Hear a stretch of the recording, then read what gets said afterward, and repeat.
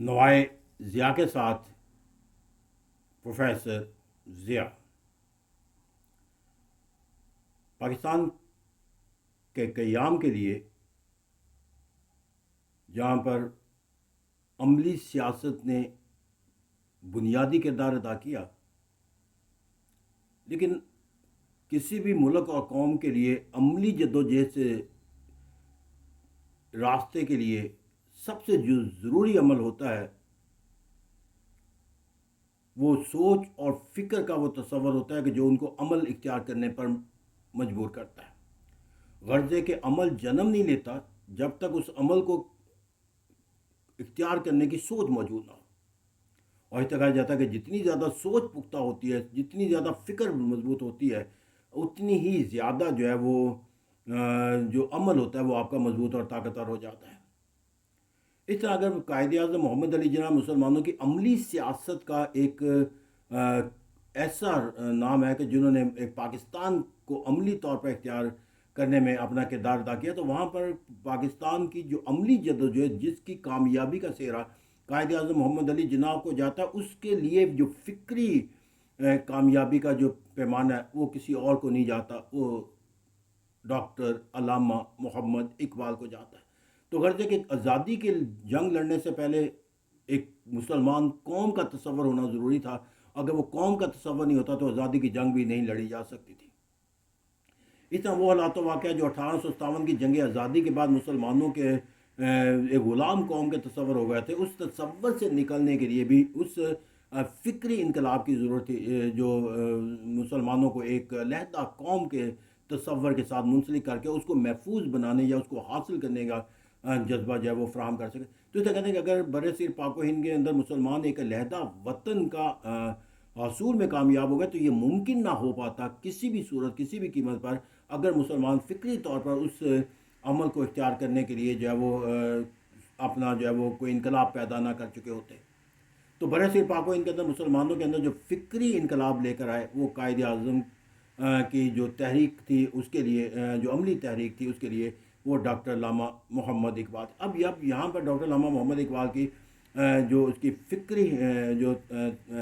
उसकी जो तहरीकें हैं उसकी अगर मैं बुनियाद अगर तलाश करना चाहूँ तो बहुत सी हैं, लेकिन उसके अंदर हम बुनियादी तौर पर कुछ पहलुओं को देख लेते हैं। बस सबसे पहला जो उनका फ़िक्री तसव्वुर है वो मुसलमानों के अंदर जो है वो जो निज़ाम हुकूमत था जमहूरियत का, उसके मुतल्लक जो है वो एक ऐसी सोच और फ़िक्र देना कि जहाँ पर जाकर मुसलमानों के लिए जो है वो अलहदा वतन का तसव्वुर जो है वो कायम हो सके। अब ये हम सब जानते हैं कि अंग्रेज़ जो जिस जमहूरी निज़ाम के साथ वाबस्ता थे वो majority rule over the minority. अब अगर हिंदुस्तान के अंदर इस मेजॉरिटी के निज़ाम के वाला जमहूरी निज़ाम जो है वो कितने ही ज़्यादा हकूक़ को तोहफ़त देने वाला निज़ाम क्यों ना, वो कितनी ही खूबसूरतियों का जन्म देने वाला निज़ाम क्यों ना हो, लेकिन उस निज़ाम के तहत जो कामयाबी का तस्वर है वो उसी को हासिल हो सकता था जो अपने बैलेट बॉक्स के अंदर जो है वो मेजॉरिटी का वोट हासिल। अब इस निज़ाम की तमाम तर जमहूरियत की खूबसूरतियों के बावजूद जो है वो डॉक्टर मोहम्मद इकबाल ने इसकी नफ़ी की। वो नफ़ी इसके लिए की कि उस निज़ाम के नतीजे के अंदर कि जिसके अंदर जो majority rule over the minority का जो कॉन्सेप्ट है उसके लिए मुसलमानों के लिए जो है वो मुस्तकिल ग़ुलामी जो है वो पैदा होना नागुज़ीर था, क्योंकि आबादी के तनासब के लिहाज से मुसलमान जो है हिंदुस्तान की 1/4 पॉपुलेशन थी, और ये मुमकिन नहीं था कि मुसलमान जो है वो इंतखाबी अमल के किसी जमहूरी पहलू के तहत भी अपने लिए हुकूमत तक जो है वो दस्तरस जो है वो हासिल कर सकें। इस उन्हें जब मुसलमानों के अंदर फ़िक्र जो एक दावे किए जाते जमहूरी निज़ाम की कामयाबियों के और हकूक़ के तोहफ़त के हवाले से, और जो मिसाल दी जाती थी बरतानिया के, उसके ख़िलाफ़ एक जो तसव्वुर दिया वो तसव्वुर ये था कि जमहूरियत एक तर्ज़ हुकूमत है जिसमें बंदों को गिना करते हैं, तोला नहीं करते। तो यहाँ पर वो बंदों को गिना जाते तो हिंदू गिनने में तो ज़्यादा है, लेकिन सोच और फ़िक्र जो है मुसलमानों के अंदर जो है मफादात का जो तोहफ़ा जिस तरह हासिल हो सकता है वो ये जमहूरी निज़ाम उन्हें नहीं देगा। ये उसी वक़्त देगा जब मुसलमान जो है वो जमहूरी निज़ाम से बालातर होकर जो है वो अपनी आज़ादी का तसव्वुर जो है वो हासिल करने की कोशिश करेंगे। तो इतना कायद-ए-आज़म जमहूरी निज़ाम के ख़िलाफ़ सॉरी अल्लामा इकबाल जमहूरी निज़ाम के ख़िलाफ़ नहीं थे, बल्कि वो उस जमहूरी तसव्वुर के ख़िलाफ़ थे जो हिंदुस्तान में अंदर नाफ़िज़ किया जा रहा था और जिसके अंदर मुसलमानों के लिए ग़ुलामी के सिवा कोई दूसरा रास्ता नहीं। और ये काम पहले सर सैयद भी कर चुके थे जब उन्होंने कहा था कि अगर एक मुसलमान तमाम मुसलमानों को वोट दे दे और एक हिंदू जो है वो हिंदुओं को वोट दे दे, तो मुसलमानों के जो बैलेट बॉक्स के अंदर एक وہ نکلے گا، ان کے مقابلے میں ہندوؤں کے 4 نکلیں گے، کہ ان کا آبادی کا تناسب 1 اور 4 کا ہے، تو یہ نہیں ہو سکتا کہ ایک والا جو ہے وہ 4 کے مقابلے میں کبھی جیت سکے۔ تو یہ ایک تصور تھا جس کو علامہ محمد اقبال نے ایک فکری جد و جہد کے تحت جو ہے وہ جو جمہوریت کے ثمرات کا جو لبادہ مسلمانوں کو پہنانے کی کوشش کی جا رہی تھی، اس سے ان کو نجات دلانے کی کوشش کی، اور کہ وہ اس نظام کے جو ہے وہ خد و خال نہ دیکھیں کہ جو اس کے ثمرات کی بنیاد کرتے ہیں، وہ اس کے وہ پہلو دیکھیں کہ جس کے اندر جا کر اس نظام کے اختیار کرنے کے لیے ان کو اندر کن مشکلات کا سامنا کرنا پڑ سکتا ہے۔ پھر ڈاکٹر علامہ محمد اقبال کا جو دوسرا اہم فکری انقلاب مسلمانوں کے اندر لانا تھا، وہ قومیت کا وہ تصور تھا جو کسی رنگ، نسل کی بنیاد پر یا تہذیب کی بنیاد پر قائم، اگرچہ ان کے ابتدائی سوچ اور فکر کے اندر ہندوستان کی قومیت کا وہ تصور پیدا کیا جاتا ہے جو ایک علاقائی تعصب کی بنیاد پہ ہوتا ہے، یا قومی جس طرح ہندو ہیں ہم، ہندوستان ہے وطن ہمارا، ہم ہیں بلبلیں اس کی، یہ ہے گلستان ہمارا، لیکن یہ وہ تصور جو ہے وہ دراصل جو ہے وہ اس نفرت کو ختم کرنے کے لیے تھا جس کے بنیاد پر جو ہے وہ برصغیر پاک و ہند کے مسلمانوں کے خلاف کبھی شدی کی تحریک آ جاتی تھی، کبھی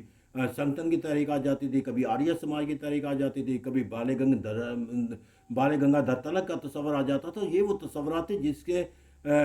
نام لے کر مسلمانوں کے جو ہے وہ قتل و غارت کی جاتی تھی۔ اس کے جواب کے اوپر انہوں نے مسلمانوں کو تصور کیا کہ جب وہ یہ وطن ان کا ہے تو اس وطن کے نام سے وہ پہچانے جائیں گے، لیکن جب یہ وطن کی زمین ان پر تانگ ہوتی چلے گی تو وہی تصور جو ان کا ایک حقیقی تصور قومیت کا، مسلمانوں کی رانوے کا تصور بنا، تو یہ وہ تصور تھا کہ جس میں کہا گیا کہ خاص ہے ترکیب میں قوم رسول ہاشمی۔ تو ایسا کہتے ہیں یہ وہ تصور ہے جس کو پھر اختیار کر کے ایک علیحدہ وطن کا جو ہے وہ تصور، پھر کہا گیا کہ اپنی ملت پر قیاس اقوام مغرب سے نہ کر، خاص ہے ترکیب میں قوم رسول ہاشمی۔ تو اس سے کہتے ہیں کہ ایک و مسلم حرم کی پاسبانی کے لیے نیل کے ساحل سے لے کر تاب خواہ کے کاشغر۔ تو اس سے کہتے ہیں یہ وہ تمام پھر وہ شعر و شاعری کا وہ جو تصور ہے اس نہج کے اوپر چلا گیا، کیونکہ ہندوستان کے اندر مسلمانوں کی تمام تر اپنے آپ کو ایک قومیت کے تصور کے تحت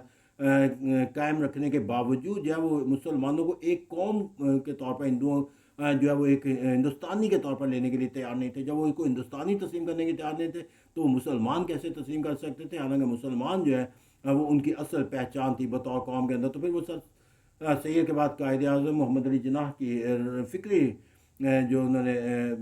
اپنی طاقت کے تحت لوگوں کو منسلک کرنے کے لیے ایک جو ملت کا تصور ہے اور یہ جو قوم کا تصور دیا، وہ دراصل اس کو یہ احساس ہو گیا تھا کہ ساری دنیا کے اندر جو مسلمانوں کے خلاف جو ایک محاذ قائم کیا جاتا ہے وہ اس بنیاد پہ نہیں قائم کیا جاتا کہ انہیں غلام بنا لیا جائے یا ان کے حقوق سے انہیں محروم کر دیا جائے، بلکہ ان کی بنیادی وجہ جو ہے وہ ان کا ایک علیحدہ مسلمان ہونا ان کے لیے باعث تکلیف ہے۔ شدی اور سنگتن والی وہ تمام طریقے جو مسلمانوں کو حقوق سے محروم کرنے کے لیے نہیں تھی، بطور مسلمان ان کے وجود کو ختم کرنے کے لیے تھی۔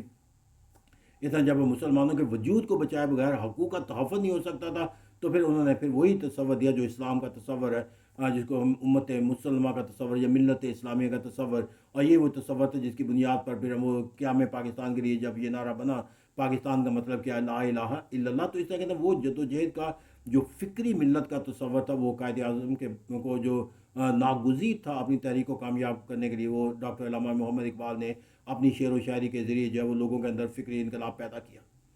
پھر یہاں پر جا کر ایک اور بہت بڑی جو اس کی فکری کامیابی ہے، جو ایک علیحدہ وطن کا تصور انہوں نے دیا، اور وہ یہ تصور جب 1930 میں دیا، جب خطبہ الہ آباد دیا گیا، تو انہوں نے واضح طور پر کہہ دیا کہ ہندوستان کے اندر مسلمانوں کے لیے اپنے حقوق کے تحفظ کا کوئی دوسرا راستہ نہیں ہے، اور وہ دوسرا راستہ اختیار کرنا جو ہے وہ ممکن نہیں ہے جب تک مسلمانوں کے لیے، جیسا انہوں نے نام لیا پنجاب سندھ سرحد اور بلوچستان کا، ان علاقوں پر جہاں مسلمانوں کی اکثریت ہے ان پر مشتمل جو ان کا ایک علیحدہ وطن جو ہے وہ نہ بنا دیا جائے۔ تو اس طرح کہتے ہیں انہوں نے مسلمانوں کے لیے ایک علیحدہ وطن اور خطے کا تصور ان علاقوں کو بنا کر دے دیا کہ جن میں مسلمانوں کی اکثریت ہے، اور یہی انہوں نے کہا کہ یہی واحد راستہ ہے کہ جہاں مسلمان جو ہے وہ اپنے حقوق کا تحفظ کر سکتے ہیں، کوئی دوسری سوچ اور فکر جو ہے ان کو ان کے حقوق کا تحفظ کا ذریعہ نہیں بنا۔ اور یہی وجہ ہے کہ ہم جب پاکستان کا کہتے ہیں کہ مطالبہ جو ہے وہ کس نے دیا، تو ہم جو ہے وہ ڈاکٹر علامہ محمد اقبال کا تصور دیتے ہیں، کب دیا، خطبہ الہ آباد کا ریفرنس دیتے ہیں۔ تو خطبہ الہ آباد جو ہے وہ دراصل مسلمانوں کو ایک علیحدہ وطن کی تحریک کا سبب بنا۔ اس کی بنیادی جو اہمیت ہے، اگر سر سید احمد خان نے علیحدہ وطن کا تصور دیا تھا، لیکن جو علامہ اقبال کی جو اہمیت ہے، انہوں نے یہ جو پلیٹ فارم تھا وہ سیاسی جماعت کا تھا۔ جب الہ آباد کے اندر مسلم لیگ کا سالانہ اجلاس ہو رہا تھا، تو جب آپ کوئی سیاسی پلیٹ فارم کے اوپر اپنی کوئی سیاسی سوچ اور فکر کا اظہار کرتے ہیں تو وہ پھر سیاسی سوچ اور فکر جو ہے وہ ایک منشور بن جاتا ہے، اور اس منشور کو عملی جامہ پہنا کر جو ہے وہ مقصد کو حاصل کیا جاتا ہے۔ تو اس لیے ہم کہہ سکتے ہیں کہ جو برصغیر پاک و ہند کے اندر جو ہے جو فکری انقلاب ہے، اور تحریک پاکستان کے لیے جس جذبے کی ضرورت تھی، اور اس کے لیے جو دلیل کی ضرورت تھی، اور اس کے لیے جو وحدت مسلم کا ہونا ضروری تھا، اگر یہ تمام فیکٹر کسی نے دی ہیں تو وہ ڈاکٹر علامہ محمد اقبال نے دی ہیں۔ Thank you very